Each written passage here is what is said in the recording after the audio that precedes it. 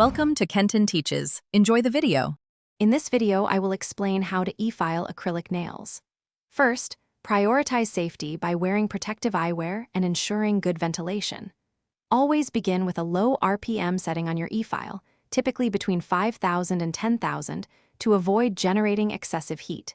This gentle approach helps prevent damage to the natural nail and ensures a comfortable experience for your client. Remember, proper technique is key to a flawless finish. Choosing the correct e-file bit is crucial for effective and safe acrylic removal. For bulk reduction, a carbide bit is ideal due to its durability and cutting power. When it comes to shaping and refining, switch to a fine grit sanding band for a smoother finish.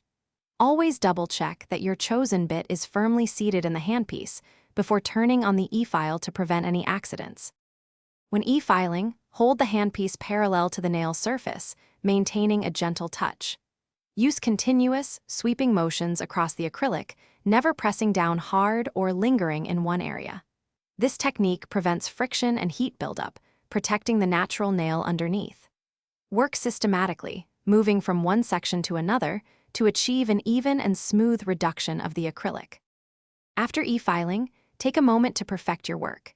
Use a fine buffer to smooth out any remaining imperfections on the nail surface, ensuring a flawless finish. Thoroughly cleanse the nails to remove all dust, preparing them for any subsequent steps like gel polish application. Finally, apply a nourishing cuticle oil to rehydrate the cuticles and surrounding skin, promoting healthy nail growth and a beautiful overall look.